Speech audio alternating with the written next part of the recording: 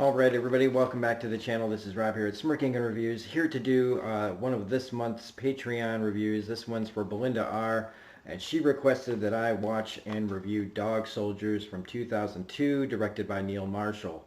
And so this is going to be a full spoiler thing. So this is for people who love movies. This is like, if you want a recommendation, go see Dog Soldiers. It's one of the coolest werewolf movies. It's probably my favorite werewolf movie that's ever been done. And it came out like from, Neil Marshall did this and The Descent, and I dig both those movies quite a bit. And this movie, like, even though like it predates other things, the budget for a movie like this wasn't great. This movie is an amazing feat of low budget independent filmmaking. Like, this is fucking top notch shit. This shows what you can do with practical effects and good writing and good actors who can get into the script. And then, even though like movies like this are filled to the rim with cliches, it's what they do originally with the take on something like werewolves that's been done to fucking death. That's what, really makes this movie like really stand out to me. Because this isn't one of those movies that I would have just found on my own. This is something that, like, in the early days of the internet, and community and people talking and spreading word about movies, this movie finally found its way to me well after it was released. Well after. I probably didn't know about this movie until about 2007, 2008 maybe. Maybe probably earlier than that, a little earlier than that. But, like, it had been out for a few years before I even knew about it. Mostly because I don't seek out like classic horror movie monster movies like werewolves, Dracula, mummies and shit. It just a lot of monster movies in general I just don't seek out, because they all follow the same formula, and it's just, it's survival horror mostly, sometimes, a lot of times, and it's just like just waiting for everybody to drop dead of stupid reasons, and it just doesn't do anything for me. And so when a movie like this comes and goes, and I don't know about it, it's not unheard of, but especially back then. These days, not as much. Everything is like just right out there for you to see. So it's a lot easier to find a movie like this. Like, if this had come out, that there'd be trailers for it. If you have a movie trailer site, on your YouTube channel, you're gonna see this trailer, But anyway, let's really get into this movie. But first, we're gonna play the trailer, and then we'll be back to talk about it. So, 1 second. Be very, very quiet. I'm hunting rabbits.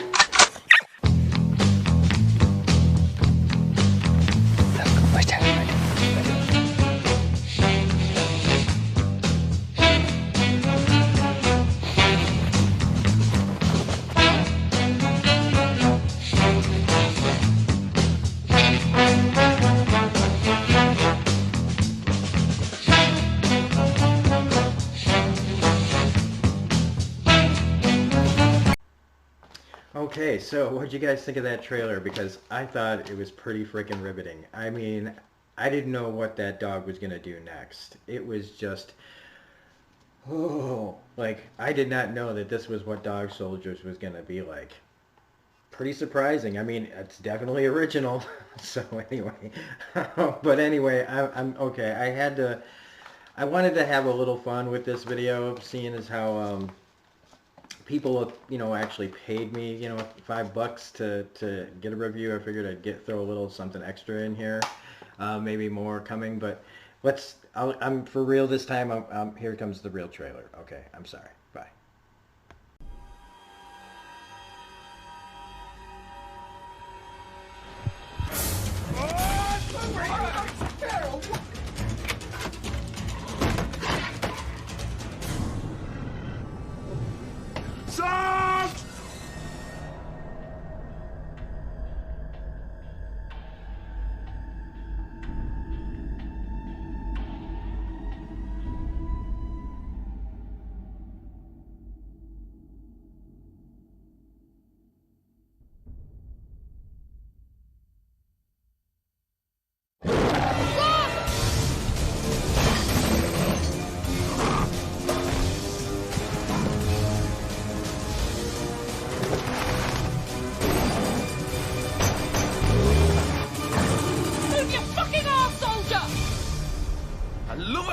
Bear talks dirty.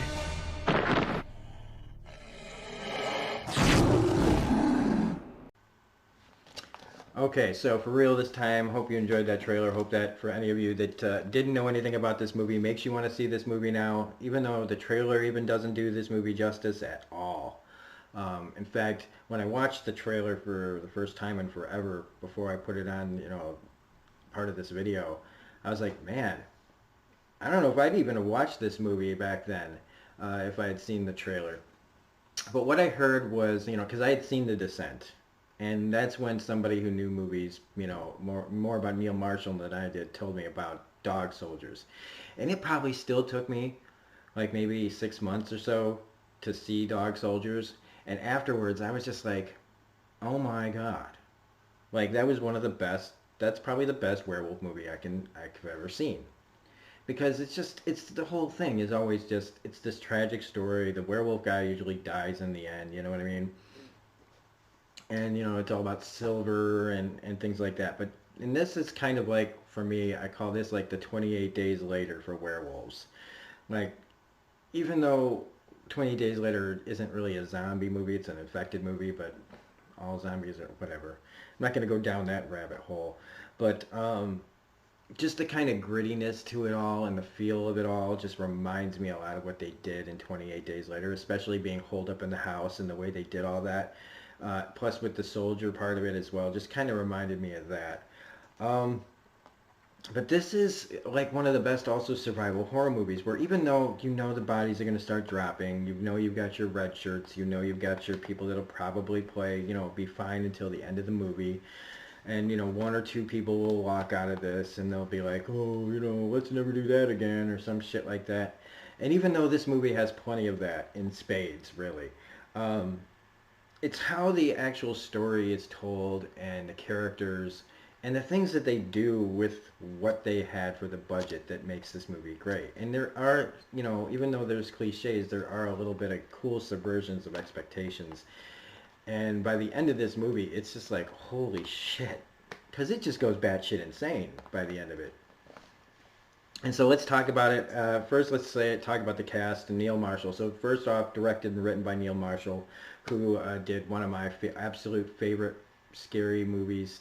To me, scary is The Descent. It still scares me. I still have a hard time watching it because of the claustrophobic feel to it. I mean, I described this movie yesterday to somebody, and I said, you have to realize when I say claustrophobic, I mean these girls are going through tunnels that are barely big enough for you to fit through. And imagine yourself being that far underground. And I'm like, I can barely handle that part of the movie. And then when you get to this, well, spoilers then for The Descent. But that's, as far as I'll go with that, like Neil Marshall really created an atmosphere, character, and real danger and scares in that I was like, okay, when I finally saw this, and I was happy that I had seen this, I was like, yeah, this Neil Marshall guy's going to go far. But unfortunately, to me, it seems like The Descent was like his high water mark, and then Doomsday didn't seem, I can't remember even really the whole thing of that movie. And then he's done some TV. He's done some really good TV. He did Blackwater on Game of Thrones. But as far as the cast go, I want him to do more, by the way. So Sean Pertwee plays Sergeant Harry. He plays Alfred Pennyworth on Gotham. If you want to know, like, I'm going to try to put in like where you'd know them from, and he's like the best part of Gotham, because Gotham is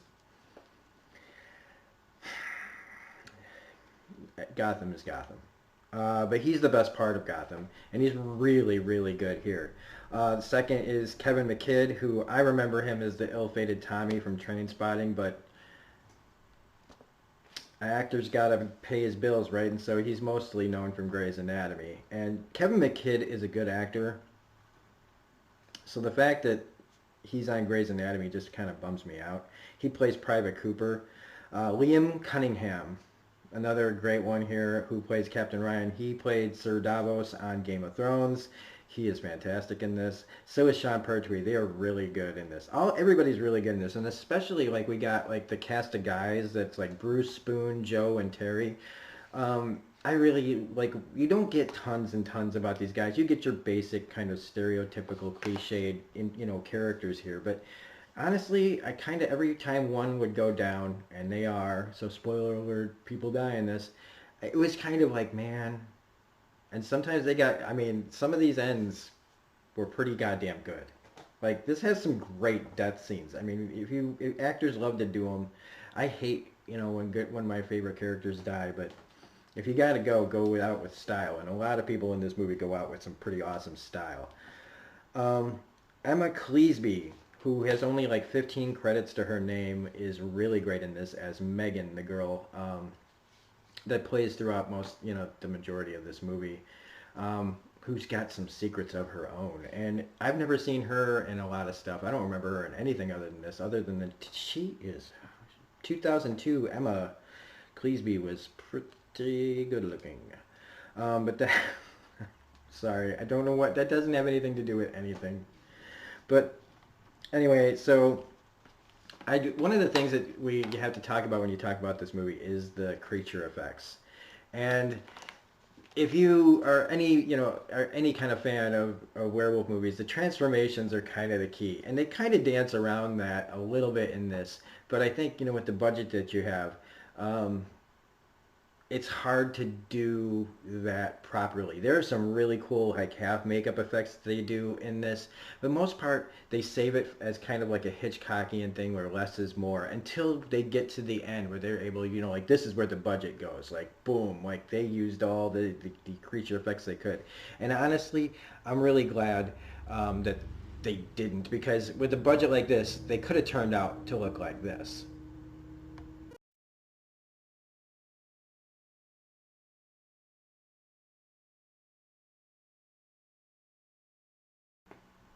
All right, so yeah, I mean, that clearly is on the low end of the spectrum, but I mean, and it wouldn't have been as bad. They would have done something better here than that, but I'm just saying, like, if you don't have the budget to do something like this, it's nice to see them just kind of be able to shoot around it. Even though, like, the scene where Captain Ryan, spoilers later on, like, turns, they don't show anything, but they do give that, like, half claw thing that is pretty cool. And of course, they can always give you the Michael Jackson Thriller eyes for good measure. Because you don't always have to have everything just be the best looking stuff. It's more like the situation that's scarier than anything. Being locked in with somebody who could turn into a monster and kill you all is pretty scary on its own. Um, but the movie breaks, so we might as well talk about the movie proper now, because I've been talking about everything around the movie. It starts with these campers, and it's really great. I love this because it's cheesy at first. He gets the knife made out of silver. I wonder if that's gonna get a call back. And even then, I'm trying to watch this after so many years and watch it like I hadn't seen it before, but know what's coming, but not remembering all the beats. And I'm like, okay, well clearly the knife's coming back. I mean, that is like foreshadowing like 101, that they just go a silver knife. Like you could have just said it's a knife, or whatever, but she had to make sure that it was silver knife. But the best part of this is when they're getting romantic, and he's unzipping her pants, her little snowsuit or whatever the hell she's wearing, and the zipper noise goes from her pants to the tent. And while I feel like I know that these characters are written to react this way,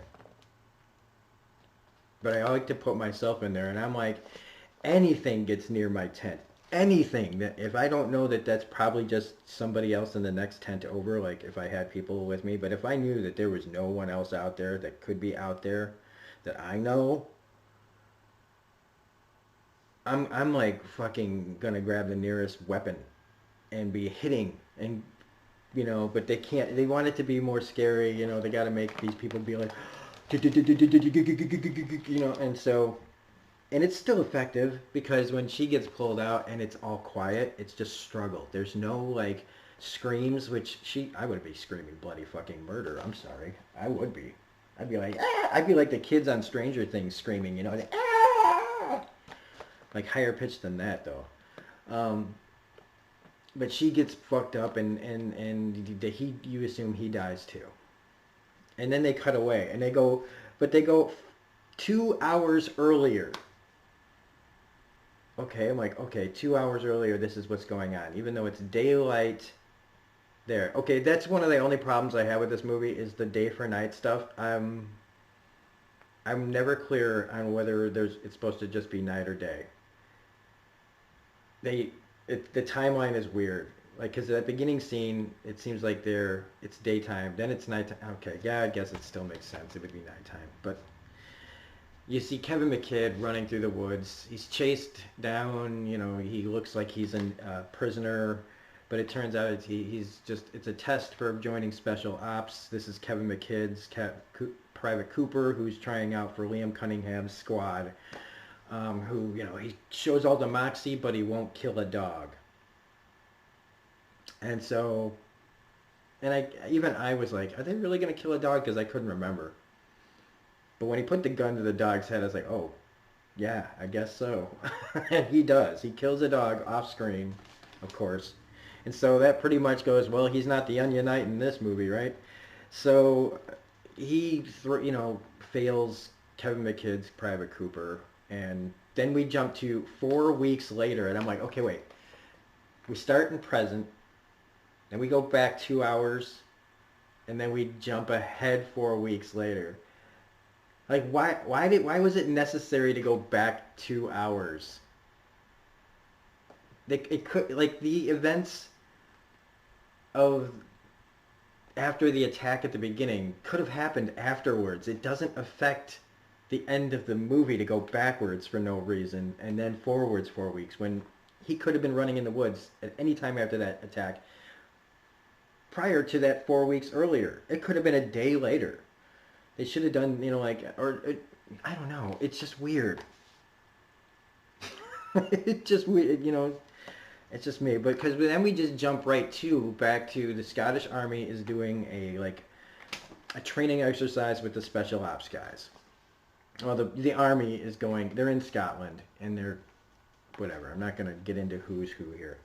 But this is where we start to set up the characters, and even though like I said, you get basics, like one guy likes soccer, one guy, you know, like they just have their little traits. And then there is the mention that they tied together about the attack at the beginning, that in these woods, you know, people sometimes disappear, and I'm like, yeah, maybe you guys as the Army should be looking into that. Why would there be stories of people just disappearing in places and nobody doing anything about it? Like, we're all fucking still, like, listening to Grimm's fairy tales and shit. Somebody should go out there. I mean, I know that after the fact we know that they are, but not for the right reasons. You know, of course they want to do something else with it. And you know, like I said, I wrote down here because I wrote down a lot. Okay, guys. I want Belinda to get her money's worth this time. I thought, you know, whatever. But we also get Eddie's asshole story. Eddie's asshole story. So they're talking about their fears, and then Sean Pertwee's Sergeant Harry just goes, "Yeah, I'm afraid I won't make it home to my wife." Segue. I'm going to start talking about this guy who has a tattoo of the devil on his asshole. He just literally quickly goes, "Yeah, I'm afraid I'm never getting home to my wife." Anyway, who wants to talk about this guy's Eddie's asshole? And how when Eddie accidentally steps on a mine or whatever, the only thing that's left is the spot where the tattoo of the devil around his asshole was. It's a funny story, and it's supposed to mean, you know, something, but wow. I don't know where you come up with the idea for a scene where you want a guy talking about a tattoo around an asshole. That's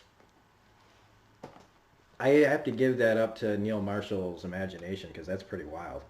But at this point, we have the dead cow that drops from the sky, so we get our first kind of second scare, which is pretty good because, again, imagine just having a conversation with a bunch of guys and a body just drops out of the sky. And it's in a cow-sized body. Like, that fucking made me jump too, because I forgot. I'm glad it's been a while, because I actually am getting some honest reactions out of myself, where I'm like, ooh, I haven't done that in a while. Maybe because my guard's down today, I don't know. but yeah, that's when things start to get real. You realize that something's in the woods with them, but they're trying to stay focused, you know, because they think it's probably just them, right, messing with them, right? So, but we even see that Liam Cunningham, he's like being stalked and attacked because we get the, you know, cutaway blood splatter. This is a rated R movie, man, but they're trying to be ambiguous. But it's like we're in a werewolf movie. If you literally just cut the guy, we already should know, well, that guy's turned.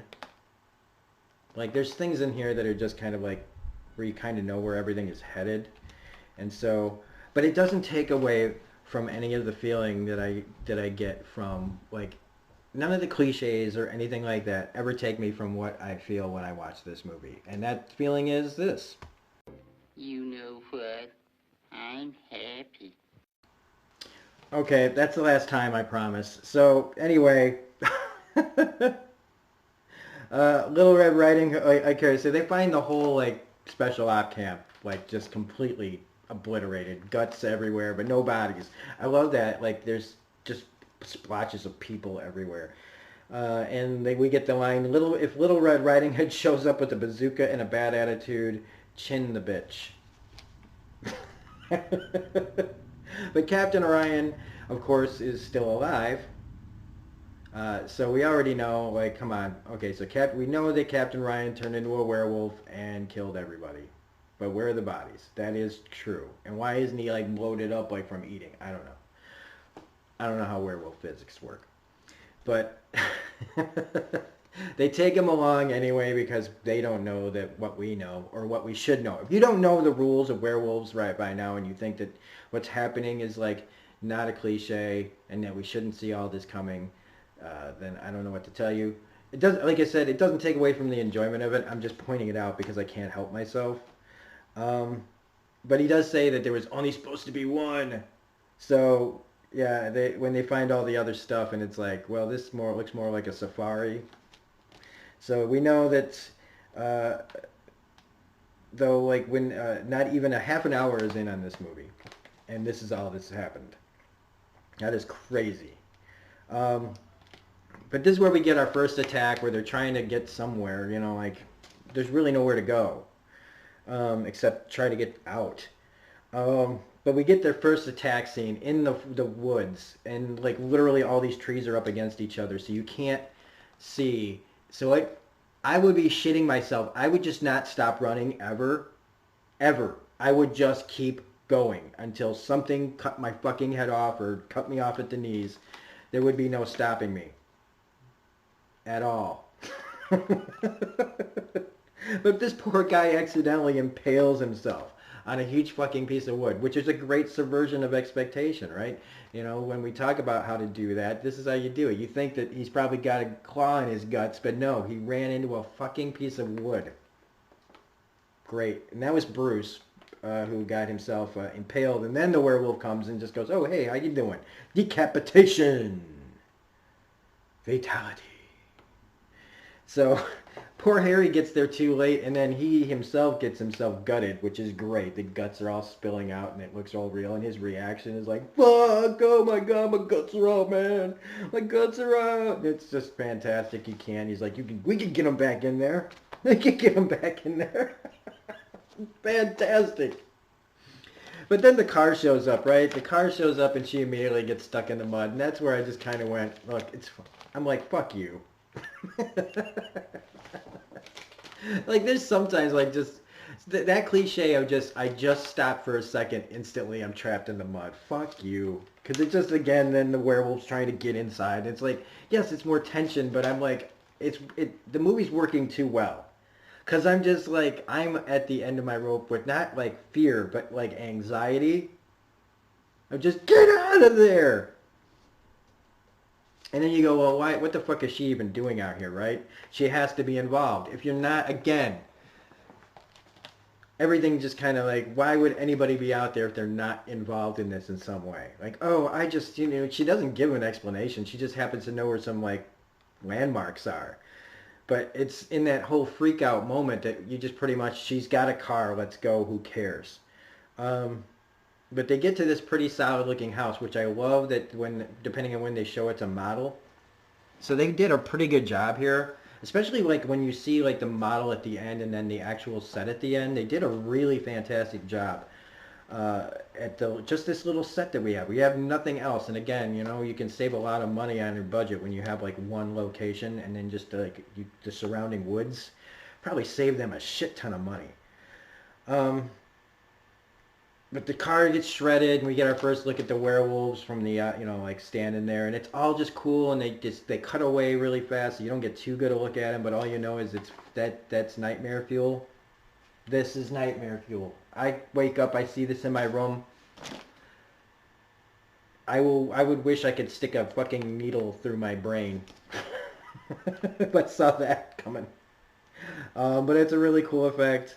It lets them know that they're not getting out of there. Like, look, man, you might as well just give up because we're coming for you.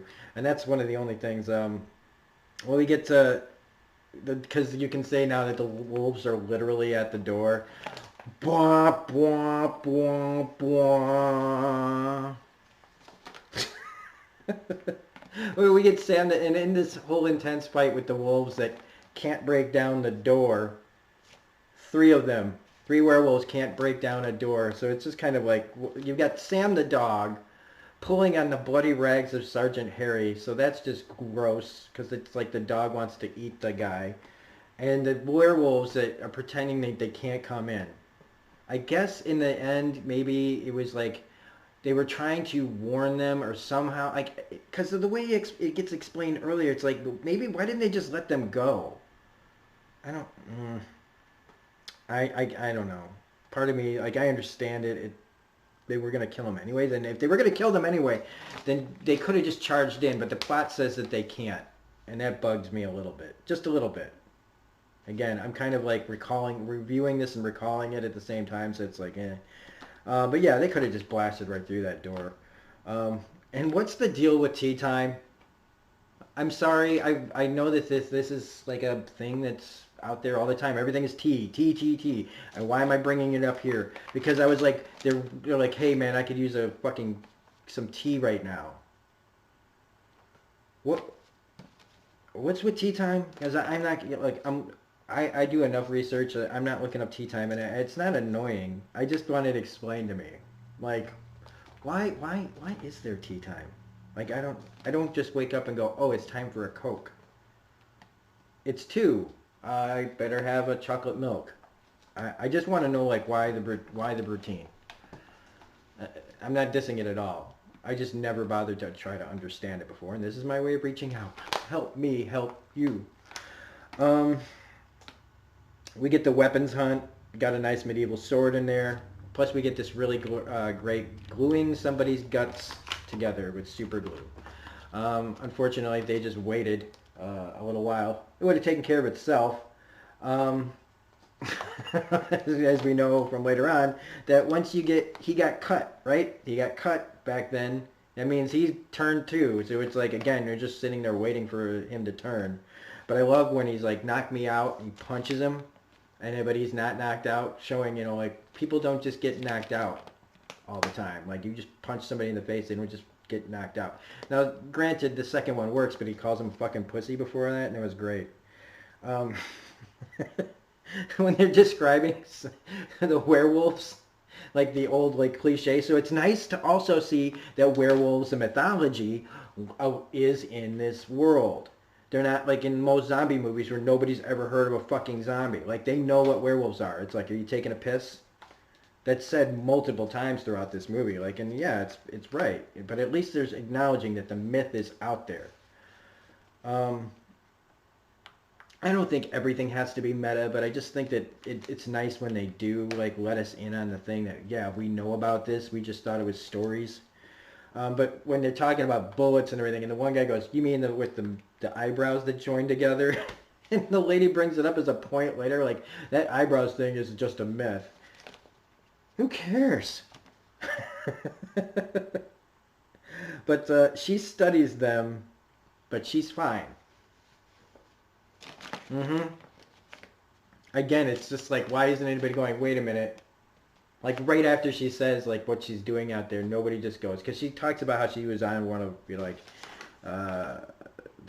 like, well, in a minute they talk about it, but she's studying them and she's fine, and then you find the picture and you realize that this house is their house. The werewolves outside are the family that lives there, and when people get too close to their property, they kill them to keep their secret, I guess. But it's like, if they've been out there that long and they can control themselves and live like nice regular ass lives, then why couldn't they control themselves, and why don't they have like plans in place to keep themselves out of trouble or killing anybody or inviting trouble to their house?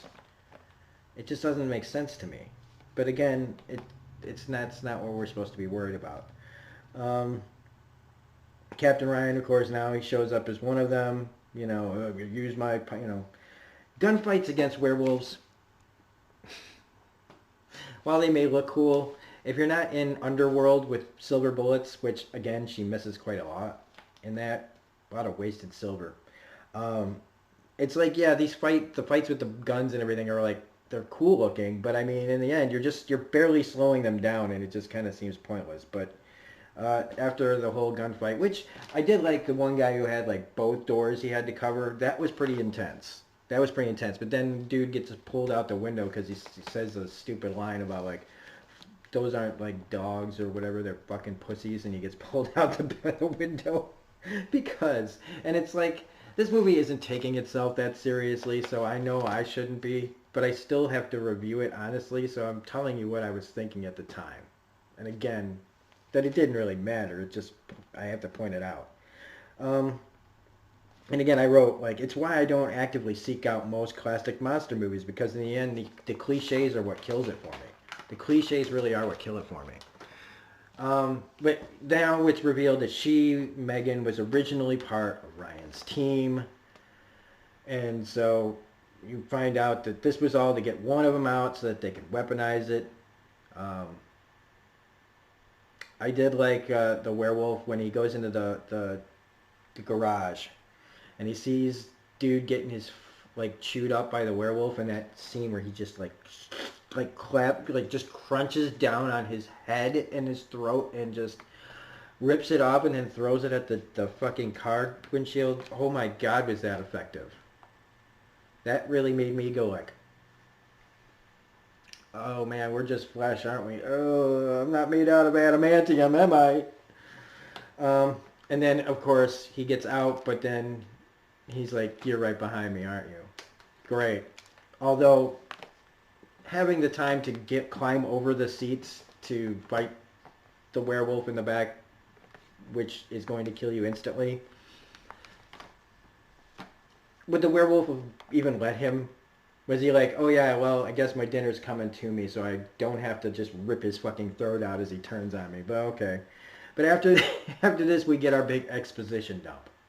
We're like 3/4 of the way through the movie, and we finally get, like, they want to weaponize werewolves. Boom, bum, bum. Like, I could have told you that, like, an hour and a half ago. And that they were brought in, they're expendable, they needed bait to get these guys out, but they were too smart, and the tables got turned on them first, so, you know, there we go. But it's just, again, these cliches work because of the originality of the whole thing, of bringing this in, and like them trying to be taken and finding out all these little secrets along the way that add to the character, add to the plot. It's just really cool. Poor, you know, Davos, he gets that like cool claw thing at the end of the table, which was really cool. The truck trick was cool. Speaking of like him, he gets the medieval sword driven through his chest. But the truck trick they pull just went on for way too long to be believable. Because they're werewolves. They're not stupid. They've been planning all this all along, and the fact that it took them that long to light the thing up would have just had them come charging out. They wouldn't have been sitting there going, what's a truck? You know, like... And so when they blow the thing up, which was cool because they were creating this false tension though later for like the matches don't work, the matches won't work, and then he just comes charging out with the lantern, and it's supposed to be this big hero moment, and you just know, like in most movies when things just aren't going to work out for your characters, this is one of those moments, and you find out, oh, guess what? She is part of the family, and that this was all like she didn't want to be born into this, she thought she could get out and all that crap. But then we get some like lines like this. You may think they're all bitches, but I'm the real thing.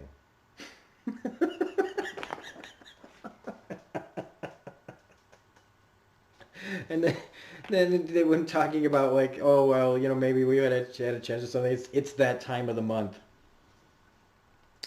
The change. Wow.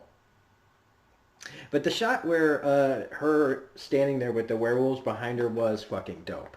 It was really fucking dope. And we get I guess we're down to like, I think it's Spoon. Yeah, Spoon. He's fighting, he's boxing the werewolf. Great. I mean, it's stupid as fuck, but it's great. Where you see him kick one of the teeth, the fangs out of the werewolf. And it's a pointless fight. You know he's going to go down. He knows he's going to go down. And so, like, when they get up to the face and everything, and then he's like, I give you the shits, you fucking wimp. I mean, come on, at least the guy goes out like a champ. And I mean, then they have the shot of the dog, right? Just staring at the two werewolves, ripping him apart, except no noise, which was a little weird. I guess maybe they just went right for the throat so he couldn't scream. I don't know. But then we get our guys, they're upstairs, they're fire coming out of the spray can, and they're shooting around, and they're hiding, and they get into the wardrobe, and they shoot through the floor to go through the ceiling of the downstairs, which was like, I actually thought that was really cool, because I think that predates what they did in Underworld, you know, where Kate Beckinsale is shooting around herself to go through the floor. So I think this might have done it first, and with less money. And it actually looked really more believable, because they just kind of fall through, and you know what I mean, instead of like landing like a superhero pose. But that's where they find Spoon's body, and we get, I don't know if it was a purposeful Matrix reference, but they go, where's Spoon? And they look down at the floor with all he's nothing but blood and bones. And they're like, there is no Spoon. I thought that was great. And then we get the great model explosion. So in the end, the Sergeant Harry, played by Sean Pertwee, is going to turn. They knock the lighter out of his hand, and he hits the gas, and he blows the house up. And the house, like, the roof goes up. It's really weird, and how it blows up. But it's really cool that, like, when you think about it, because that's the end of those werewolves, right? How many movies their success is hinged on an explosion from a model of something that's not really happening there. Like, you see all the action going on, you see the actors fighting everything, and then the big thing that happens is some model. And it's our suspension of disbelief in a model a lot of times that hinges on the tension and the anxiety and the more we care about a plot sometimes is crazy. That's just crazy if you think about that. But he's in the basement now where there's a bunch of bodies on hooks, which is even crazier, but it's where the campers are hanging. The campers from the beginning of the movie. And so Ryan shows up with the sword still in him as a werewolf, and they have their fight, and the sword that's sticking out of his chest goes inside Cooper's mouth through his teeth. So there's that uncomfortable image. I'm serious. Watch that scene. That will make you hurt in the mouth area quite a bit. It will make you go, oh, it's like nails on the chalkboard, but like with a sword in the mouth. Yep. But then he finds the silver knife that falls out of the camper's pocket, and so he stabs Ryan, and basically that's the end of the movie. We get a shot then of the set, the actual site. Like, that wasn't, like, there wasn't a model. And we see how well they matched it. It was really, really well done. And that's basically the end of the movie. You know, he gets away. The one guy who wouldn't kill a dog gets away. I liked, though, he said it's not that I can't kill a dog, I just won't kill this dog for no reason. You know, which made me go like, you know, like, why didn't he kill the dog, though, when it was pulling the guy's guts out? But or trying to pull a guy's guts out, because look, in that kind of situation, I don't know. I'm not gonna like beat myself up over or try to tear this whole movie apart. But anyway, that's Dog Soldiers. It's a really fantastic werewolf movie. I'm really glad I watched it. I kept putting off watching it because I kept going, next time I watch that, I'm going to want to review it. And I wanted to do something special with the reviews going forward with the way I can edit things and stuff. And so, yeah, now this is it. And hopefully this all looks good. Hopefully it sounds good. Hopefully it's pieced together right. And hopefully it was worth it for Belinda to put her Patreon in there. Again, I don't know what is going on. I don't know the state of my channel right now, but like I said, I wanted to at least get this done.